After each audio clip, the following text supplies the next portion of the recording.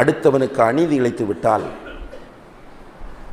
அவனுடைய பிரார்த்தனை இருக்கிறது மிகவும் பவர்ஃபுல்லான பிரார்த்தனை. அது ரசூல் ஸல்லல்லாஹு அலைஹி வஸல்லம் அவர்கள் சொல்கிறார்கள், இத்தகி தஅவத்தல் மظلوم, உன்னால் அநீதி இழைக்கப்பட்டவனுடைய பிரார்த்தனையை நீ அஞ்சி, உன்னால் அநீதி இழைக்கப்பட்டவனுடைய பிரார்த்தனையை நீ அஞ்சி, فإنه ليس بينها وبين الله حجاب, அந்த பிரார்த்தனைக்கும் அல்லாஹ்வுக்கும் இடையில் எந்த திரையும் கிடையாது.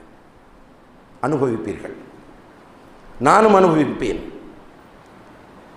அடுத்த சகோதரர்களுக்கு அநீதி இழைத்து விட்டு அந்த அநீதியை சொல்லி பெருமை அடித்துக் கொண்டிருக்கிறவர்கள் நிச்சயமாக அநீதி இழைக்கப்பட்டவன் கையேந்தி விட்டால் இந்த உலகத்திலே கண்டிப்பாக அனுபவிக்காமல் அவர்கள் இந்த உலகத்தை விட்டு போகவே மாட்டார்கள்.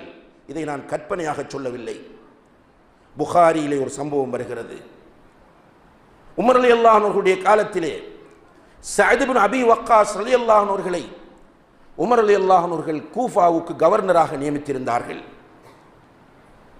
சஅத் இப்னு அபி வக்காஸ் ரலியல்லாஹு அன்ஹு அவர்கள் மீது சில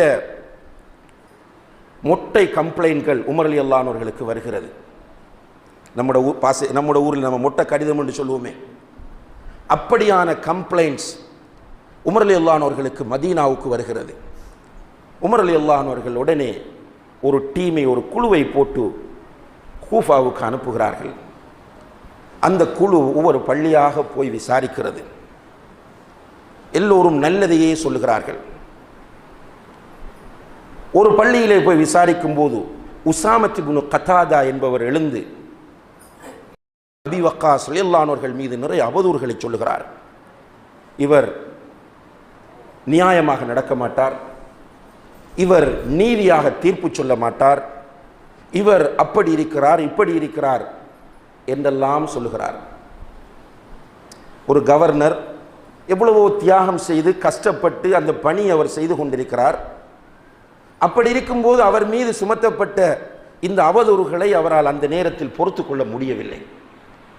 உடனே அவர் அந்த இடத்திலே அல்லாஹ்விடத்தில் கையேந்துகிறார். அவர் பார்த்து கொண்டிருக்கும் போது, அல்லாஹும்ம இன் கான ஹாதா காதிபன்,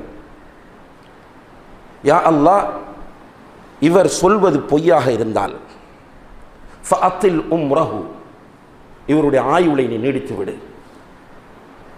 வஅத்தில் ஃபக்ரஹு, இவருடைய வறுமையை நீ நீடித்து விடு. வஅர்ரித்ஹு லில் ஃபித்ன், இவரை சோதனைக்கு உள்ளாக்கு என்று அவர் துஆ செய்கிறார். பிறகு பார்த்தால் அந்த உசாமத் இப்னு கதாதா என்பவர் நீண்ட காலம் வாழ்கிறார். வறுமையின் உச்சகட்டத்திற்கு போகிறார்.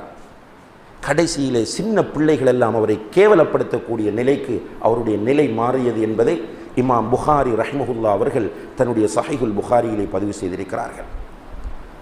அதே போன்று சஹீஹு முஸ்லிமிலே வரக்கூடிய ஒரு சம்பவம், அர்வா பின்த் அனீஸ் என்று சொல்லக்கூடிய ஒரு பெண்மணி சயீத் இப்னு ஸைத் ரலியல்லாஹு அன்ஹு அவர்களுக்கு எதிராக மர்வானிடத்திலே போய் ஒரு அநியாயமான குற்றச்சாட்டை வைக்கிறார்.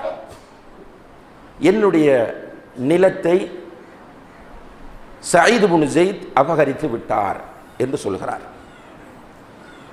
இது நம்ம வரலாறு கேட்கும்போது சிம்பிள். உங்களுக்கு எதிராக நான் போய் கோர்ட்டில் இப்படி சொன்னால், பள்ளிவாசலில் போய் சொன்னால் அது பிரிசா மாறும். எனக்கு வரும்போது தான் அதனுடைய பெருமதி விளங்கும். அங்கே சயீத் இப்னு ஸைத் ரலியல்லாஹு அன்ஹு அவர்களுக்கு எதிராக இந்த அர்வா என்கிற பெண்மணி முறைப்பாடு செய்த போது மர்வான் இப்னுல் ஹக்கம் ஆட்சியாளர் சயீத் ரலியல்லாஹு அன்ஹு அவர்களையும் அந்த பெண்மணியையும் அழைக்கிறார்கள். அந்த பெண்மணியிடத்திலே இவர் அபகரித்து கொண்டார் என்பதற்கு என்ன ஆதாரம் இருக்கிறது என்று கேட்கிறார். அதுக்கு அந்த பொம்பளை ஒரு ஆதாரம் இல்லை, சும்மா பிடிச்சி ஹதீஸ் சொல்றார். அப்படி ஹதீஸ் வருது, யார் ஒருவருடைய பூமியை அநியாயமாக அபகரிக்கிறாரோ அந்த பூமி அவருடைய கழுத்திலே சுருட்டி போடப்படும். இப்படி அந்த பொம்பளை பயான் பண்ணிட்டு நிற்கிறார். மர்வான் கேட்கிறார், உன்னிடம் நான் பயான் கேட்கவில்லை, ஹதீஸ் கேட்கவில்லை. சயீத் இப்னு ஸைத் ரலியல்லாஹு அன்ஹு அவர்கள் உன்னுடைய காணியை அபகரித்தார் என்பதற்கு என்ன ஆதாரம் என்று கேட்கிறேன். இந்த நேரத்தில் சயீத் ரலியல்லாஹு அன்ஹு அவர்களால் தாங்க முடியவில்லை. வேதனையோடு அவர்கள் அல்லாஹ்விடத்தில் கையை தூக்கி கேட்கிறார்கள், அல்லாஹும்ம இன் கானத் காதிபதன் ஃபீமா தகூல், யா அல்லாஹ் இந்த பெண்மணி சொல்வது பொய்யாக இருந்தால் ஃபஅம்மி பஸரஹா, அவளுடைய கண்ணை குருடாக்கி விடு, அவளுடைய கண்ணை குருடாக்கி விடு. வ அமித்ஹா ஃபி அர்திஹா, அவளுடைய பூமியிலே அவளை நீ மரணிக்க, வக்துல்ஹா ஃபி அர்திஹா, அவளுடைய பூமியிலே நீ அவளை கொலை செய்து விடு என்று அல்லாஹ்விடத்தில் அவர் துஆ செய்கிறார். பிறகு அந்த ராவி சொல்லுகிறார், ஹதீஸ் அந்த செய்தியை அறிவிக்கக்கூடிய ராவி சொல்லுகிறார், இந்த பெண் காலப்போக்கில் கண் பார்வையை இழந்து விட்டார். ஒரு நாள் அவர் கண் தெரியாமல் அவருடைய வீட்டு வளவிலே நடந்து செல்லும் போது ஒரு குழியில் விழுந்து மரணித்து போனார். அல்லாஹ் பாதுகாக்க வேண்டும். சிம்பிளான விஷயம் இல்லை. ஃபேஸ்புக்கில் எழுதி உங்களுக்கு லைக் வந்தால் சந்தோஷமாக இருக்கும். மாஷா அல்லாஹ் 500 லைக், 1000 லைக், நிறைய ஷேர் வந்தால் சந்தோஷமாக இருக்கும். சந்தோஷம் எல்லாம் உங்களுக்கு டெம்பரரி சந்தோஷம், தற்காலிக சந்தோஷம். மறந்து விடாதீர்கள், நான் சொன்ன 2 செய்திகளும் ஆதாரபூர்வமானவை. அதைவிட முதலில் சொன்ன இத்தகி தஅவத்தல் மظلوم, அநீதி இழைக்கப்பட்டவனுடைய பிரார்த்தனைக்கு அஞ்சி அவனுக்கு அந்த பிரார்த்தனைக்கும் அல்லாஹுக்கும் இடையில் எந்த திரையும் இல்லை என்ற அந்த ஹதீஸ் 100% கன்ஃபார்ம். சிம்பிளா எடுக்காதீங்க.